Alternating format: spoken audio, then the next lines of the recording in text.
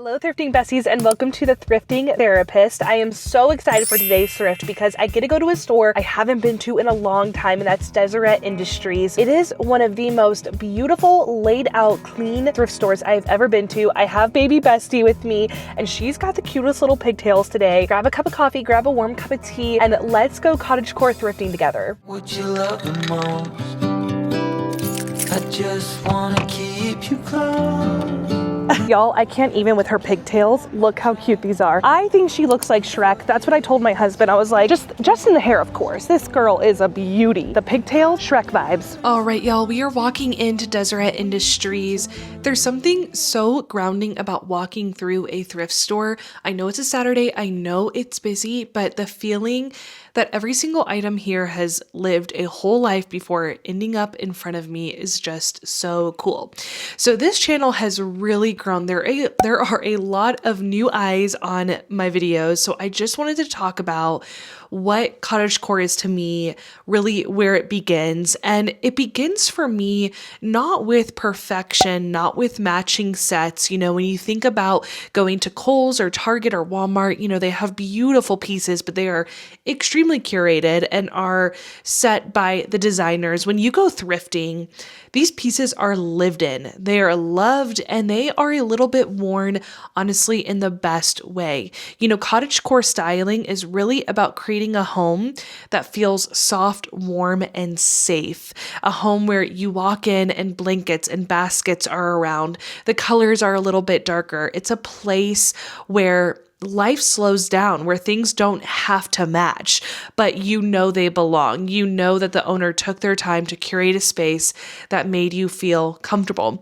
So as I'm browsing, I always start with texture. I'm looking at baskets that feel a certain way, baskets, woven pieces, anything made from natural materials is really what I am looking for. A lot of wood. These add instant warmth to a space and make your house feel really grounded. I did find this piece, but it was $25 for my kids' homeschooling room, so I did leave it behind. You know, one of my biggest cottagecore tips is truly to think about function first and beauty second. So yes, while we look for the woods and we look for all the cozy items, you want to ask yourself, like, will this even function in my space? You know, the most charming homes, the ones that you walk into and you're just like, I am home. They are actually lived in. A basket, while it's cute, it's got to be able to hold your everyday things and also feel cottagecore, more than just looking styled. Like this chair here, it's $25. Love that buttery yellow. I think that is so cute. I do not need a chair in my home, but if I did, it would be this one. I thought this little clipboard was so cute. You can tell it was a hobby project with someone putting on tape and buttons. How cute is that for a sewing room? And I am such a sucker for mini photo frames. I think they are adorable. Now, when it comes to photo frames, I do love mixing different styles and finishes, like wood frames, brass, slightly tarnished metal. Nothing shiny or brand new really comes into my home because I find that cottagecore really embraces that imperfection, a little patina, a little wear, a little history, and I am all about it. And instead of filling every frame right away, it's okay to let they stay empty for a little while. You know, that's just this idea that you let your home grow slowly. That's part of the charm. And the nice thing about frames too is you can keep them in a basket. So whenever you're ready to take them out, they all are a little bit mismatched. And I think that adds to the charm. I did think this motherhood piece was so cute. Not gonna lie, it brings me a little bit of sadness when I see like motherhood gifts just gifted away at the thrift store, but you never know. Someone could have passed away or it just, you know, was cluttering their home. To each their own why they give things away. I did find some pottery mugs that I thought were beautiful. So a tip that I always come back to is to use things differently than they were intended. Kind of like this little pottery pot here. Like you would think, okay, I'm going to plant some flowers, and you totally can. You can also use that for your toothbrush, your hairbrush. There's so many different, you know, ways to do things. A teacup can hold paintbrushes. A small vase can sit by your sink with maybe even just a single flower. A glass bowl can collect keys or rings. That's one of my favorite ways to use those. And can anyone tell me what this is? Is this like a egg holder? I really don't know. Let me know down below if you know. You know, cottagecore homes, they feel creative and personal because nothing is too precious to use. Everything has a space. And as I'm browsing these shelves, I'm not asking, you know, hey, does this match my house? I'm asking, you know, does this make me feel something? Does it feel cozy? Does it remind me of slow mornings or opening up windows? Can I see myself writing letters next to this? You know, that emotional connection is what makes a space feel like a home. And that's why I talk about therapy a lot on my channel, and I talk about mental health, because as a therapist, I know that our homes need to feel safe and content. And so that's why I just love styling cottagecore. Layers are really everything. Layering baskets with blankets, layering frames on shelves instead of just hanging them everywhere, layering glass, wood, and ceramic, mixing materials. It truly makes a space feel collected over time instead of decorated all at once. That's another thing why I love thrifting, is just finding those really fun pieces, because cottagecore isn't about filling every space. It's about letting your home breathe and leaving room for the light and for rest and for real life. You know, one of the most important cottagecore principles is choosing pieces you'll love long term. You know, trends, they come and go, but cozy, meaningful items never go out of style. If you can imagine yourself loving something 5 years from now, it probably belongs in your home.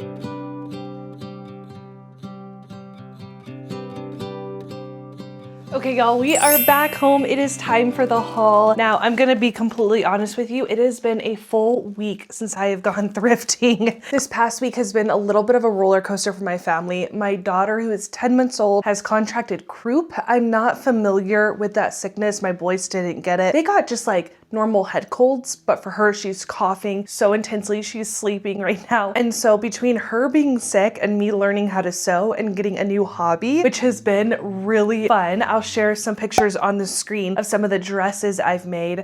This past week has been hard to film, so I'm really excited to just, again, take this time and do this haul with you all. No joke, I took this bag out of my car. It's been sitting in there for a week, so I'm familiar with what I got, and I'm also not, so it feels like Christmas morning. I'm trying to remember what I got at the thrift store. So let's just go ahead and unhaul all these fun items. The first item I picked up is this basket. It didn't have a tag on it, but they gave it to me for $1. Now I will say Deseret Industries prices their items so good. I wish I lived by one closer, because I would go there hands down more than Goodwill. Their prices are cheaper. I find that their stuff is better quality. This basket for $1 was a really great steal. I'm gonna use this for gifting for a friend's birthday or possibly a housewarming gift, but their baskets were ranging from 75 cents to $2, and they weren't over $2. So if you live by a Deseret Industries, highly recommend if you're in need of baskets. Okay, let's dive into this bag. In total, I spent $9 there, and I thought this was a really great haul. I loved all the pieces I picked up. I got this adorable picture frame for $1.50. My idea was to put this in our playroom because the boys, I'm starting to homeschool them, and I just love that cottage vibe of the rulers. How cute is that? And it's got a nice little backing to it. So for $1.50, very cute. Next, I picked up this glass cantor for $2. I was thinking about also gifting this, giving it a good clean and putting chocolates in here. When I find glass pieces with a lid, I usually tend to pick them up pretty quick because they make good gifts in a basket or just by themselves when you go over for dinner, putting some chocolates in here. This piece was $4. It's a planter. They look hand painted. I don't know if they're hand painted on the bottom. It doesn't really have an endorsement. It just looks like terracotta, but I think this is so cute. I was gonna teach the kids, we were gonna do like a little homeschooling lesson of different herbs and putting soil in and planting the seeds and all the fun things for homeschooling, but how cute is this piece? I thought it was so cottagecore and fun for the spring. So this piece I definitely was gonna take home for $4. The last piece I picked up is this beautiful ring dish. They gave it to me for $1, which I thought was a really beautiful steal. These kind of dishes I love to pick up at the thrift store because they can be used for your keys, they can be used for your rings. Every single room can have 1 to 2 of these in there, just as little drop spaces. And I love the flowers. The colors are so beautiful. There is an endorsement on the back, the maker's mark. The sticker is really on there. Good for them for having. Such intense stickers. It says made in France, has a really beautiful endorsement there. You can still see that sticker is really on there. If you all noticed as we were shopping, I had a lot more items in my cart. So when I go thrifting, and I have a video on how to thrift like a Ninja Pro, and I'll put that right up here if you want to go check that out, and I'll link it down below. But one thing I highly suggest is if you're going through the store and you have the time, if you find something that piques your interest or makes you stop, put it in your cart. You can always edit your cart later. We do this with online carts on Amazon. We put something in our cart and then we delete it because we don't have a need for it. It can be the same thing in the thrift store, because when I went to the thrift store, it was a Saturday. It was very busy. And so if I picked something up and I put it down, there was a good chance it was going to get picked up again. So even though I had like easily 15 to 20 things in my cart, I only went home with 5 items that fit my aesthetic that I know I can use, whether with my kids or in my room.